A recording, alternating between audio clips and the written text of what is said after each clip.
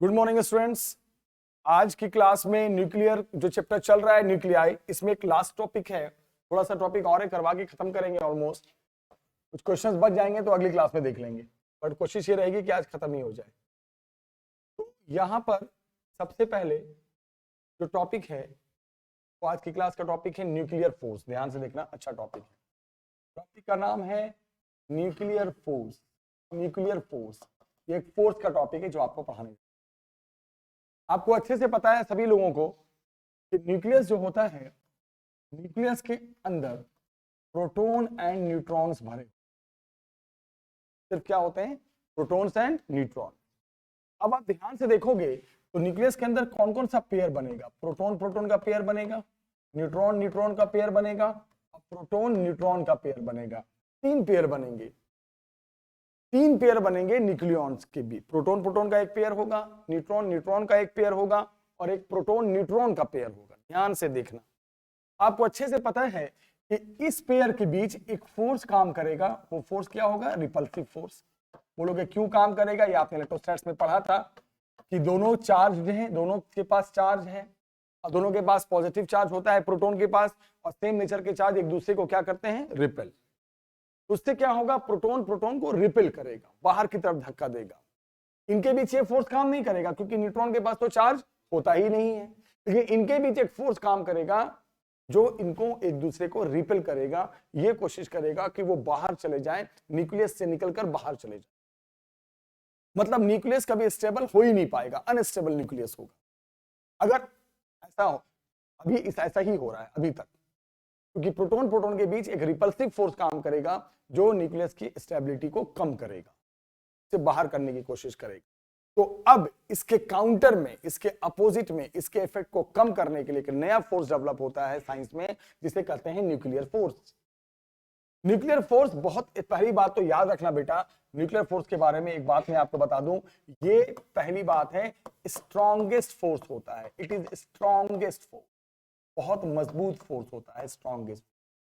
And ये सुन लो, act between, और सभी पेयर में काम करता है, and act between each pair of nucleons. ये याद रखना बेटा, ये सभी पेयर में काम करता है, सभी पेयर में।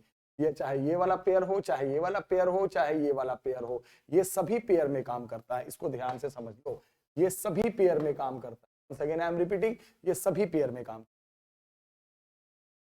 ठीक है। और दूसरी बात सुन लो, इसके कुछ प्रॉपर्टीज मैं बता रहा हूं।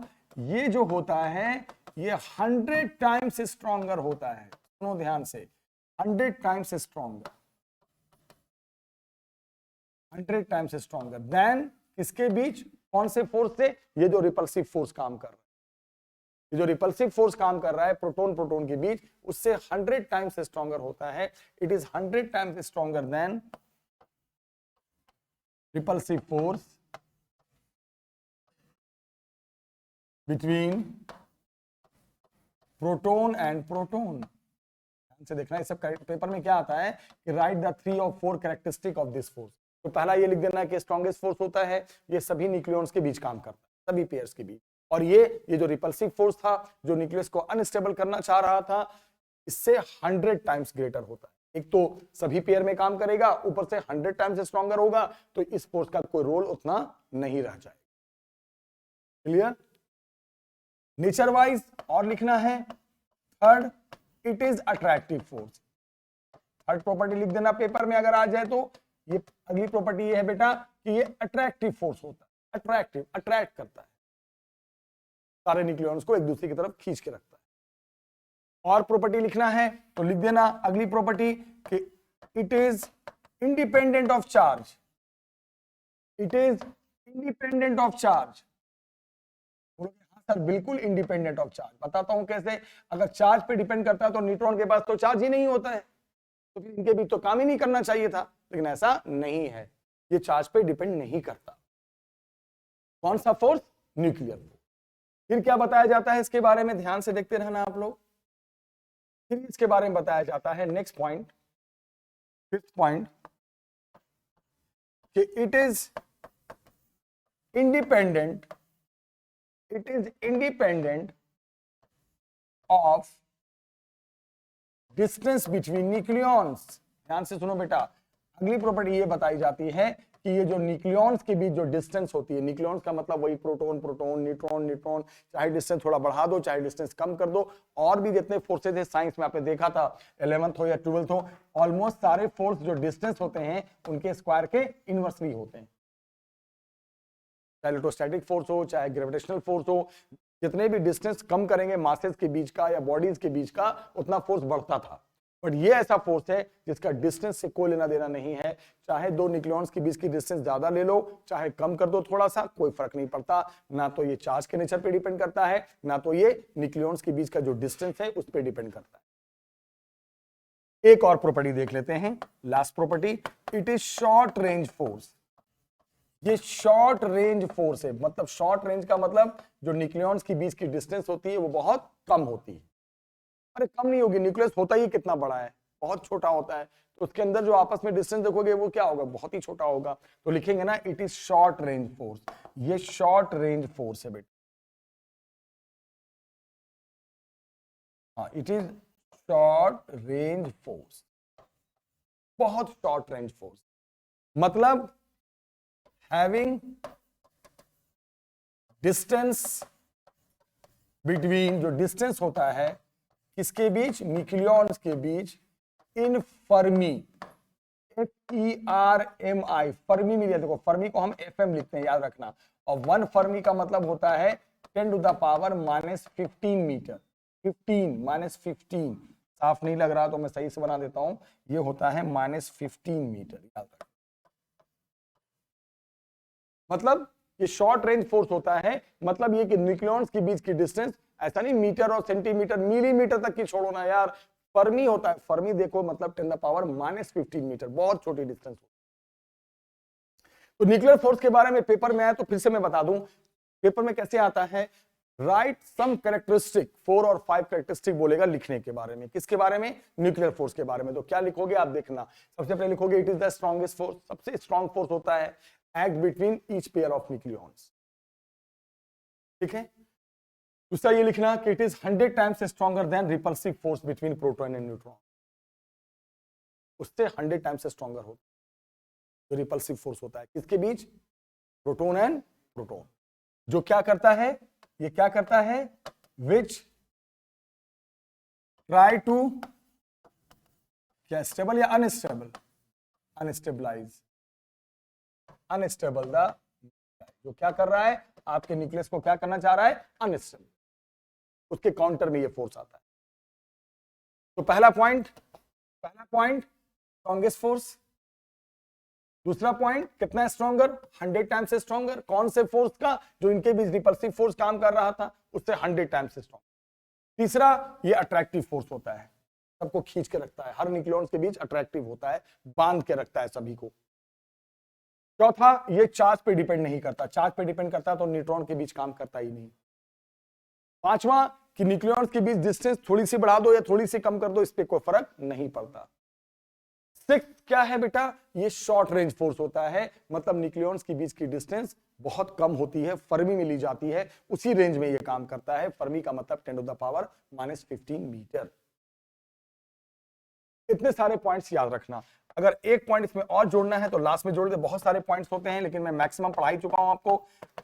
इट अराइजेस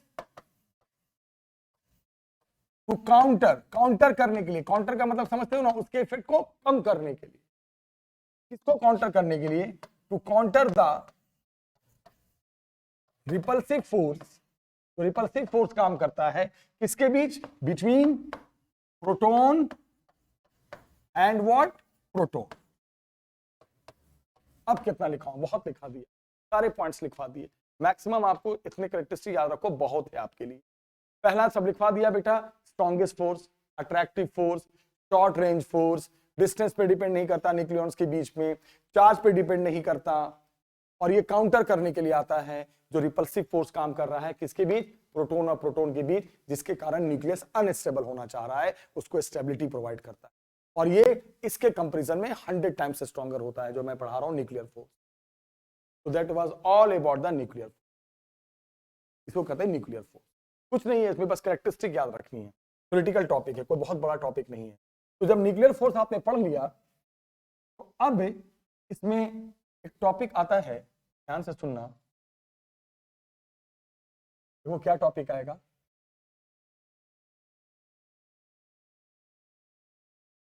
यहां पर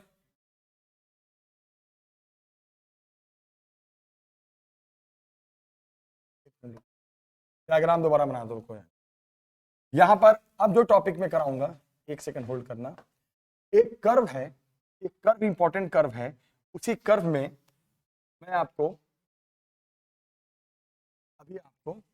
डायग्राम यहां पर है इस कर्व का। अब आप देखना, इस कर्व का डायग्राम बना हुआ है, इसी टॉपिक को मुझे पढ़ाना है, ध्यान से देखना। ऑलरेडी डायग्राम है, ये पेपर में आता है, इट्स इंपॉर्टेंट डायग्राम। अब देखो यहां पे टॉपिक, इसको हटा देते हैं बच्चे। यहां पे जो टॉपिक है,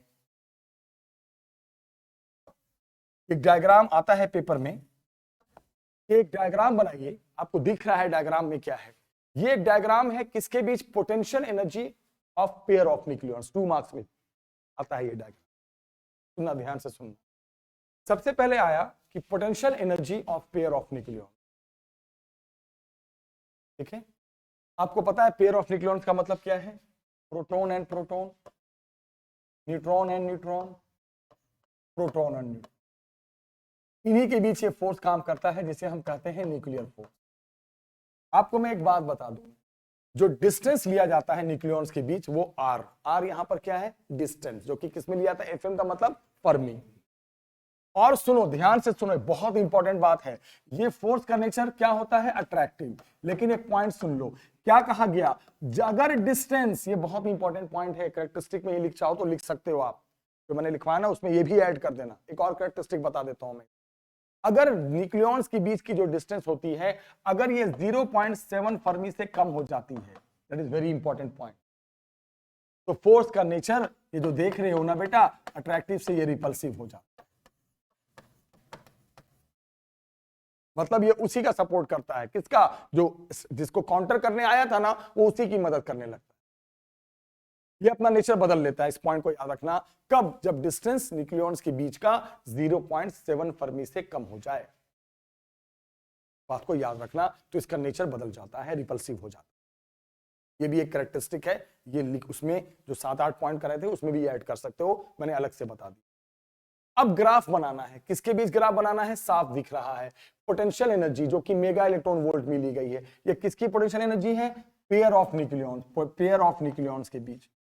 मतलब आपको पता है ना, साइंस में पोटेंशियल एनर्जी कब डेवलप होती है? जहां जोड़े बनते हैं, जहां पेयर बनता है, चाहे वो 2 पेयर मास का हो। साइंस में कहीं पर भी 2 मास के पेयर बनते हैं। 2 मास के पेयर बनेंगे नहीं कि पोटेंशियल एनर्जी आएगी। 11th में पढ़ना था ये। तो यहां भी तो है, मास तो सबके पास है, मास तो सबके पास है, पोटेंशियल एनर्जी तो होगी। तो वही पोटेंशियल एनर्जी को मेगा इलेक्ट्रॉन वोल्ट में लिया गया है। कभी भी साइंस में 2 मास अगर एक सर्टेन डिस्टेंस पे होते हैं, एक सर्टेन गैप में होते हैं, तो सिस्टम के पास क्या हो जाती है? Potential energy. तो यहां भी मास के जोड़े बन रहे हैं, पेयर बन रहा है, तो यहां भी पोटेंशियल एनर्जी आ जाएगी। तो पेपर में आएगा कि पोटेंशियल एनर्जी का ग्राफ बनाइए आर के साथ। आर का मतलब वही है distance between the nucleons, distance between the nucleon, R. इसमें एक चीज ध्यान देना है, एक पॉइंट को समझना है, आप ध्यान से समझिए। ये ग्राफ पहले ऐसे आएगा, यहां पे डिस्टेंस 1 फर्मी है, 2 फर्मी है, 3 फर्मी है। 1 फर्मी से देखो, इधर इस पॉइंट को ना हम 0.7 फर्मी बोलते हैं। यहां नहीं लिखा, मैंने ऐड कर। 1 से पीछे क्या है? ये डिस्टेंस यहां पर जहां से कर्व का पोजीशन बदल रहा है, इधर का 0.7 फर्मी, और इधर से 0.7 फर्मी से आगे ये वाला पॉइंट। ये तो 1 फर्मी है, ये 2 फर्मी है, ये 3 फर्मी है। इधर इसके पीछे थोड़ा सा एक डिस्टेंस को मैंने आर नॉट कहा है। ये आर नॉट जो है ना, यही है आर नॉट जो लिखा मिल रहा है ना, ये आपका क्या है बेटा? ये आर नॉट जो है आपका, ये है 0.7 फर्मी। डायग्राम में जो आर नॉट दिख रहा है ना, ये आर नॉट, ये है ना आर नॉट। फिर से लिख दूं मैं ब्लैक से, ये आर नॉट जो दिख रहा है आपको, आर नॉट ये वाला, ये आपका यहां से जो कम इधर का डिस्टेंस 0.7। तो यहां पे मैं ये बोलना चाह रहा था कि आप ग्राफ देखो, 0.7 फर्मी से ऐसे ग्राफ आ रहा है, और 0.7 फर्मी के बाद ग्राफ का नेचर चेंज हो गया। क्यों नेचर चेंज हुआ? आपको अच्छे समझ में आ रहा है। इसलिए चेंज हुआ है कि इधर का जो फोर्स का नेचर है, इधर से यहां पे जो फोर्स का नेचर होगा वो क्या होगा, यहां पर रिपल्सिव, और उसके बाद जो फोर्स का नेचर हो गया वो अट्रैक्टिव। पेपर में कैसे आता है क्वेश्चन बता देता हूं, सेम ही क्वेश्चन आएगा पेपर में। व्हाट इज न्यूक्लियर फोर्स बता देना, write there some characteristic, some में 4 5 6 लिख देना। Also draw the potential energy and distance between the nucleons curve, and also show in the curve the region of repulsive force and region of attractive. तो region दिखाने के लिए आपको वो distance भी 1 2 3 तो शो करोगे इस रहोगे डिस्टेंस में, लेकिन आपको वो भी डिस्टेंस शो करना पड़ेगा। कौन सा डिस्टेंस, 0.7 फर्मी, क्योंकि 1 के पीछे कहीं पर दिखा देना, और 0.7 फर्मी के पीछे ग्राफ का शेप अलग, 0.7 फर्मी से आगे शेप अलग।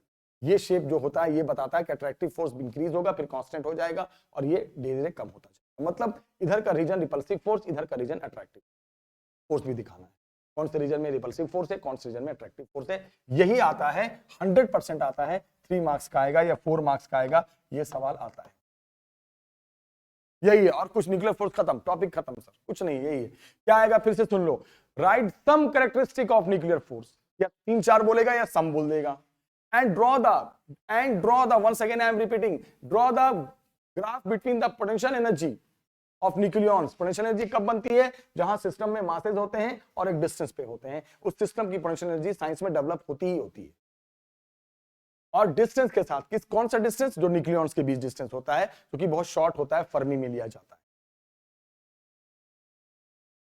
ये टॉपिक आता है पेपर, बहुत important topic.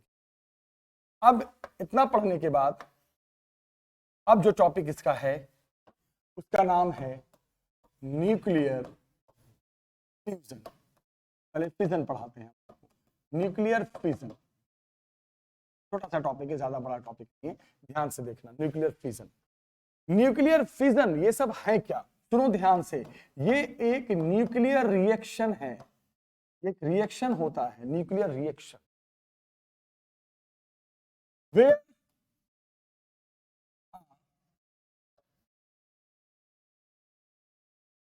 Where a heavy nuclei, जहां एक भारी सा न्यूक्लियाई, हेवी न्यूक्लियाई स्प्लिट करता है, स्प्लिट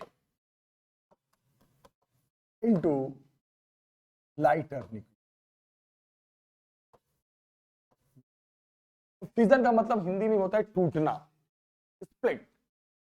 तो एक ऐसा न्यूक्लियर रिएक्शन है जहां एक हेवी न्यूक्लियाई स्प्लिट होता है lighter nuclei, and releases energy. और क्या एनर्जी होती है, एनर्जी रिलीज हो, and released energy, energy release होती है।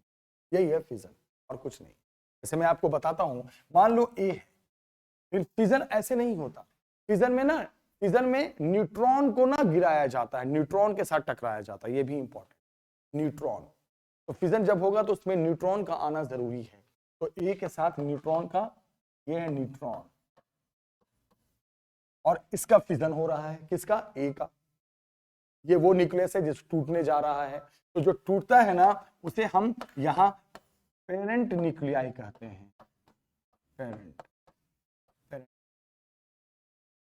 और न्यूट्रॉन को टकराया जाता है, फास्ट मूविंग न्यूट्रॉन से कोलाइड कराया जाता है, ठीक है। तो अब यहाँ पे फिजन हुआ, फिजन के बाद 2 छोटे छोटे न्यूक्लियस बन गए, मान लो बी और सी बन गया, और एक एनर्जी रिलीज हो गई, डेल्टा ई, एनर्जी रिलीज। तो यहाँ जो बी और सी देख रहे हो ना बेटा, इसे कहते हैं daughter nuclear, it's called daughter nuclear. और ये जो डेल्टा ई देख रहे हो, ये होता है एनर्जी रिलीज। इस पे क्वेश्चंस भी कराऊंगा, छोटी सी वीडियो, अगली वीडियो बनाऊंगा, इसमें कुछ क्वेश्चंस भी कराऊंगा। अभी आप टॉपिक बेसिक समझ लो। तो nuclear fission is that process in which a heavy nuclei, heavy nuclei यहां आपको दिख रहा है ए है, वो स्प्लिट होता है। तो स्प्लिट को डंडे से मार के नहीं होता, बाय फास्ट मूविंग न्यूट्रॉन्स होता है। और वो स्प्लिट होकर 2 छोटे छोटे, कभी कभी 3 भी बना सकता है, लेकिन 2 तो बनाएगा, 2 छोटे छोटे न्यूक्लियस में चेंज हो जाता है। जो स्प्लिट हुआ उसे कहेंगे पेरेंट न्यूक्लियाई, और जो बना टूटने के बाद उसे कहेंगे डॉटर न्यूक्लियाई। एनर्जी रिलीज होती है, और एनर्जी रिलीज याद रखना बेटा, मेगा इलेक्ट्रॉन वोल्ट में होती है, जूल में नहीं होती, mega electron volt. This is called what, this is called nuclear fission. Fission, nucleus का टूटना, this is called nuclear fission. अब यहां पर एक बात बताओ, फिर पेपर में आता है कि ठीक है न्यूक्लियर फिजन आपने बता दिया, अब इसका एक इक्वेशन लिखो। तो इक्वेशन में सबसे हेवी न्यूक्लियस लेते हैं यूरेनियम, उसका एक आइसोटोप लेते हैं 235 और 92, इसके साथ न्यूट्रॉन टकराया 1 और 0। अब बताओ यहां पे हम क्या लिख रहे हैं, किसका कौन है पेरेंट न्यूक्लियाई, यूरेनियम, उसके साथ न्यूट्रॉन आया, होता ही है। क्या हुआ, न्यूट्रॉन कोलाइड हुआ। न्यूट्रॉन का आपको पता है ना मास नंबर कितना होता है 1, और चार्ज नंबर तो होता नहीं इसलिए मैंने 0। यूरेनियम का मास नंबर 235, चार्ज नंबर 92। अब आपने इसको स्प्लिट किया, तो स्प्लिट कैसे, एक बना बेरिलियम, कितना होता है इसका मास नंबर पता है 144, और कितना बेटा 56। एक तो ये बन गया, किसमें आ गया डॉटर न्यूक्लियाई। एक और बना, उसका नाम है क्रिप्टन। क्या नाम इसका बताओ, क्रिप्टन। इसका मास नंबर कितना होता है 89 और कितना 36। ये थोड़ा याद करना पड़ेगा कौन कौन सा है ना। और उसके अलावा 3 न्यूट्रॉन और रिलीज होते हैं, और उसके अलावा फिर एनर्जी रिलीज होती है 210 मेगा इलेक्ट्रॉन वोल्ट। पेपर में आता है फिजन का एक रिएक्शन लिखो, यही लिखना सबसे अच्छा एग्जाम। तो इसमें कौन है पेरेंट न्यूक्लियाई, मैं इधर से दिखाता हूं कौन है पेरेंट न्यूक्लियाई, आप खुद से बताओ पेरेंट न्यूक्लियाई कौन है, यूरेनियम, न्यूट्रॉन टकराया, और ये दोनों हो गया डॉटर न्यूक्लियाई। अच्छा एक बात बताता हूं, फिजन में 2 तरह के रिएक्शंस होते हैं, एक चेन रिएक्शन, चेन रिएक्शन जो बंद ही नहीं होता, चलते रहता है। अब इसका फिजन होगा, इसका फिजन करने के लिए फिर न्यूट्रॉन चाहिए, न्यूट्रॉन रिलीज हो जाता है। फिजन में भी 2 होता है, कंट्रोल और अनकंट्रोल। सुनो समझा दो, तो कंट्रोल रिएक्शन जो हमारे कंट्रोल में होता है, जो हम लोग पावर प्लांट में या न्यूक्लियर रिएक्टर में कराते हैं, जब चाहे बंद कर दे जब चाहे शुरू कर दे।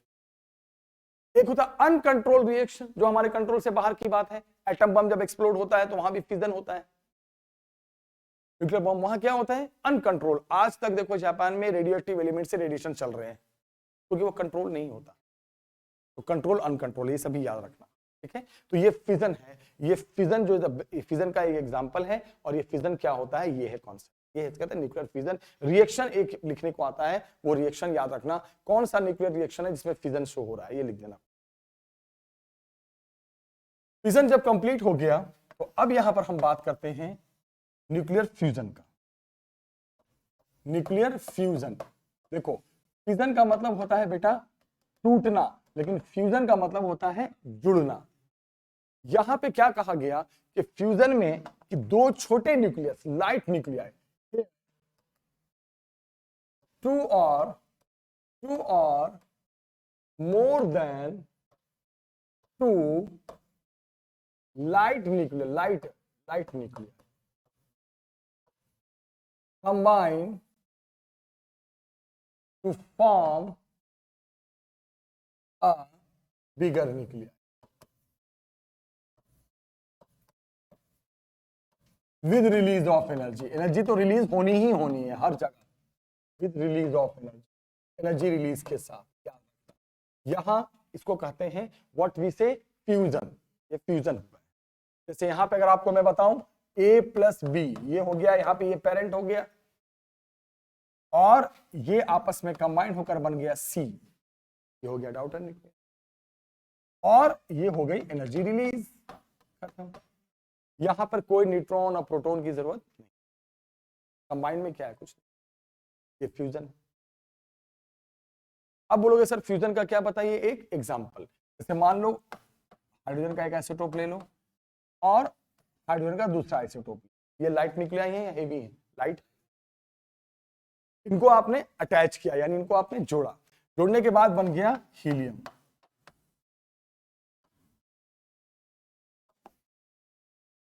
जोड़ने के बाद क्या बन गया बेटा, हीलियम। हीलियम बना प्लस, और सुनो 3 यहाँ 4 होना चाहिए ना, 4 कैसे हो रहा है आप समझ रहे हो, 2 और 2 मिलके कितना 4, और प्लस सुनो ध्यान से बेटा, प्लस यहां पर कभी कभी गामा रेज भी रिलीज होते हैं फ्यूजन। गामा रेज क्या है, रेडियो एक्टिव रेज फ्यूजन में रिलीज होते हैं, और plus certain amount of energy release होती है 5.41 मेगा इलेक्ट्रॉन वोल्ट, कुछ नहीं।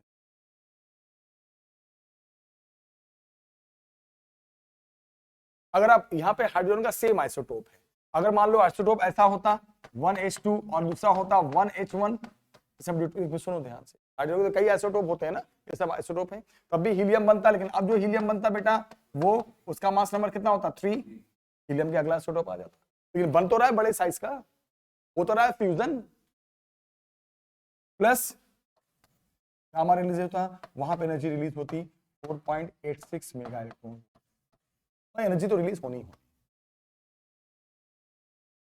ये सब कॉन्सेप्ट याद रखना। तो वो फ्यूजन था, ये फ्यूजन के एग्जांपल, यहाँ छोटे न्यूक्लियस थोड़े से बड़े बनाते हैं, वहां बड़ा न्यूक्लियस छोटे में टूटता है, एनर्जी रिलीज सब में होती है, यहाँ radio active elements gamma rays भी रिलीज होते हैं, कहीं नहीं होते बट कहीं होते, ये भी एक होता है। तो दैट वाज, ये दोनों रिएक्शन अगर कभी कोई भी एक लिख सकते हो, ये किसका है, that was reaction of what, fusion. अब आपके पेपर में एक लास्ट फ्यूजन में क्या आता है, थ्योरेटिकल बात कर रहा हूं, अगले वीडियो में मैं इस पे 3-4 क्वेश्चंस कराऊंगा। अब थ्योरेटिकल क्या आता है कि कुछ डिफरेंस लिखो, डिफरेंस लिखने का आता है बेटा फ्यूजन में और फ्यूजन में, बोलेगा ना कि 1 2 3 4 डिफरेंस लिख दो, तो पहला डिफरेंस तो आपको मैं बता चुका हूं, यहां स्प्लिट होता है, यहां कंबाइंड होता है, ये तो हर बच्चा जानता है, एक जगह स्प्लिट होता है, एक जगह कंबाइंड होता है। दूसरा मैं आपको बता दूं, ये एज फ्यूजन में एनर्जी रिलीज होती है और फ्यूजन में भी, लेकिन लोग कहते हैं फ्यूजन में ज्यादा एनर्जी रिलीज होती है, लेकिन मैंने ऐसा एग्जांपल लिया था जिसमें कम एनर्जी दिख रहा था आपको, लेकिन प्रैक्टिकली फ्यूजन में ज्यादा एनर्जी रिलीज होती है, यहाँ पे एनर्जी दोनों में रिलीज होती है, लेकिन as compare to fusion less energy release, और यहां पे as compare to fusion more energy release, सब चीज याद।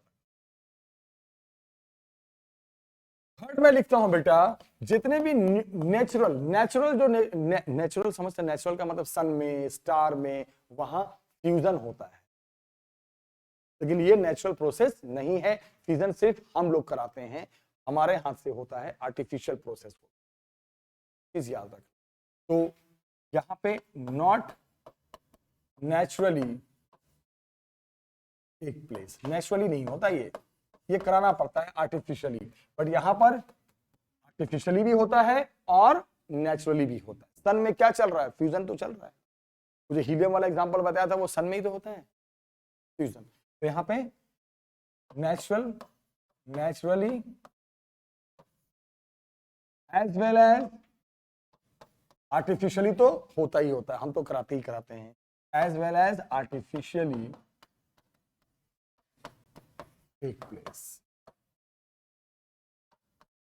नेचुरली भी होता है बेटा, और क्या होता है, आर्टिफिशियल। लास्ट बता देता हूं मैं, आर्टिफिशियली कहां होगा, नेचुरली तो ठीक है, नेचुरली हमारे हाथ में नहीं है, नेचर से होता, नेचर में होता है, लेकिन आर्टिफिशियली कहां होता है, पावर प्लांट में। आखिर एक बात बताओ, ये जो इतने पावर प्लांट बने हैं, जो न्यूक्लियर रिएक्टर बने हैं, तो क्या वहां पे बैठ के दिवाली के लिए एटम बम बनता है, नहीं ना, वहां पे न्यूक्लियर एनर्जी रिलीज कराई जाती है, क्यों, ताकि न्यूक्लियर एनर्जी से हम क्या बना सके फिर बाद में, इलेक्ट्रिकल एनर्जी। मेन तो वही है, इतनी हमें इलेक्ट्रिसिटी चाहिए पूरे इंडिया को, कहां से इलेक्ट्रिसिटी इतनी मिलेगी भाई, तो 2 ऑप्शन होते हैं, या तो थर्मल से, थर्मल पावर से, जिसको एनटीपीसी कहते हैं, national thermal power corporation limited, या तो वहां से इलेक्ट्रिसिटी बनती है, किससे, थर्मल एनर्जी से, या इलेक्ट्रिसिटी बनाई जाती है, इलेक्ट्रिक एनर्जी बनाई जाती है किससे, न्यूक्लियर एनर्जी से। तो जितने भी न्यूक्लियर रिएक्टर हम लोग देखते हैं इंडिया में, 4 जगह 5 जगह 10 जगह, वहां एटम बम नहीं बनता है, वहां बनाया जाता है, एनर्जी रिलीज कराई जाती है फिजन और फ्यूजन से। कौन सी एनर्जी, वही न्यूक्लियर एनर्जी, और वो एनर्जी से हम अलग एनर्जी, जिस एनर्जी में बदलना है, बेसिकली इलेक्ट्रिक एनर्जी ही हम को कन्वर्ट कर देते हैं, इलेक्ट्रिक एनर्जी। तो मेन टारगेट हमारा ये है कि पावर प्लांट में इलेक्ट्रिसिटी को प्रोड्यूस करना है ज्यादा, तो या तो थर्मल एनर्जी से कराया जाए या न्यूक्लियर एनर्जी से कराया जाए, न्यूक्लियर एनर्जी से बहुत ज्यादा एनर्जी रिलीज होती है, ये है कॉन्सेप्ट। सुनिए, तो यहां क्या कहा गया, फ्यूजन में इन पावर प्लांट समझ में आ गया, सिर्फ पावर प्लांट की बात आ गई, आप समझ गए, पावर प्लांट का मतलब न्यूक्लियर एनर्जी क्यों बनाई जा रही है, इलेक्ट्रिसिटी बनाने के लिए। इन पावर प्लांट, सुनिए, फ्यूजन में क्या होता है, यूरेनियम